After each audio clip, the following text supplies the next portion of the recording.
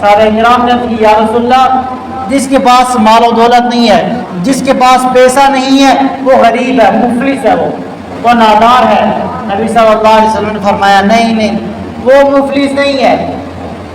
وہ تو تمہارے دنیاوی اعتبار سے تم اس کو مفلس کہہ سکتے ہو، اللہ کے نزدیک مفلس وہ شخص ہے جو قیامت والے دن آئے گا، بہت سی نیکیاں لے کر آئے گا، انبار لے کر آئے گا، ڈھیر لے کر آئے گا نیکیوں کا۔ اللہ تعالیٰ کے سامنے جب پیش ہوگا کہ یار اتنی زیادہ نیکیاں ہوں گی کہ ابھی اس کا حساب کتاب ہو جانا تھا جنت کے لیے، اتنے میں لوگ آنا شروع ہو جائیں گے۔ ایک کہے گا یا اللہ اس نے میرے ساتھ ناانصافی کی تھی، مجھے انصاف دیجیے۔ دوسرا آئے گا یا اللہ اس نے میری زمین دبائی ہوئی تھی، یا اللہ مجھے انصاف دیجیے۔ یا اللہ اس نے مجھے ناحق بدل کیا تھا، مجھے انصاف دیجیے۔ اس نے مجھے فلاں فلاں فلاں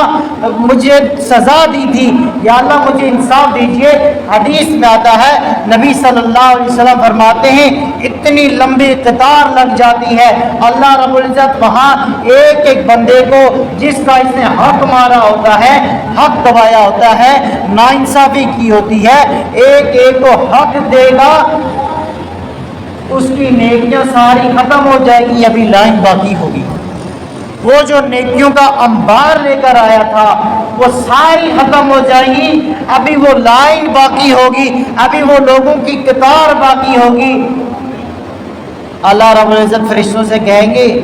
اب ایک ایک بندہ ہے کہ یا اللہ اس نے میرے ساتھ فلانی ناانصافی کی، اب اس کے پاس نیکی نہیں ہے، اللہ کہیں گے اس کے گناہ اٹھا کر اس کے ذمہ لگا دو۔ اس طرح کرتے کرتے کرتے ایک کے دو، دوسرے کے تیسرے کے، یہاں تک کہ جب حساب کتاب ختم ہوگا وہ شخص اتنا زیادہ جو نیکیوں کا انبار لے کر آیا تھا، حساب کتاب ہوگا اتنا زیادہ انبار گناہوں کے لے کر جائے گا۔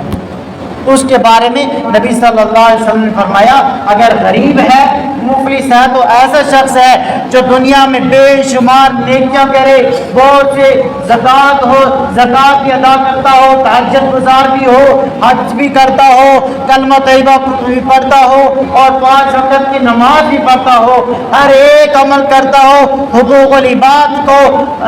العباد نہ کرتا ہو، لوگوں کے حقوق دبائے ہوں گے، قیامت والے دن اس کے ساتھ یہ حساب ہوگا، وہ قیامت والے دن غریب ہوگا، غریب اور مفلس ہوگا۔ تو اس لیے ہم نے اس دنیا میں رہنا ہے، سنبھل کر رہنا ہے، تقوی اختیار کر کے رہنا ہے۔ جس طرح حضرت عمر رضی اللہ تعالیٰ عنہ نے سوال کیا تھا ابی بن کعب سے، ابی بن کعب تقوی کیا ہے؟ تقوی کیا ہے؟ تقوی کس چیز کا نام ہے؟ ابی بن کعب رضی اللہ تعالیٰ عنہ نے کیا فرمایا؟ اے امیر المؤمنین تقوی کی یوں مثال لیجئے، جب جھاڑیاں ہوں، کانٹے ہوں، دشوار راستہ ہو، وہاں سے آپ گزر رہے ہوں، کیسے گزریں گے؟ امیر المؤمنین فرمانے لگے میں وہاں سے گزروں گا، اپنی چادر کو سمیٹ لوں گا، اپنے کپڑے کو سمیٹ کر وہاں سے گزروں گا تاکہ میرے کپڑے وہاں اس کانٹے کے ساتھ نہ لگے، میرے کپڑے نہ پھٹ جائے۔ تو ابی بن کعب رضی اللہ تعالیٰ عنہ کہنے لگے اے امیر المؤمنین تقوی کی بھی یہی مثال ہے، یہ دنیا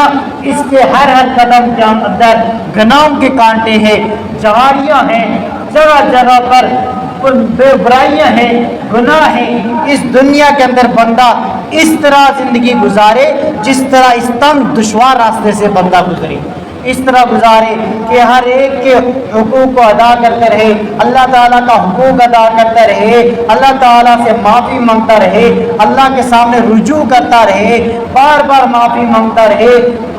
کوشش کرتا رہے، اپنا محاسبہ کرتا رہے، احتساب کرتا رہے کہ میرے آج کے دن کے اندر کون کون سے نیک کام کیے، آج دن کے اندر میں نے کون کون سے برائیاں کیے، آج دن کے اندر میں نے کس کس کا دل دکھایا، کس کے ساتھ میں نے ناانصافی کی۔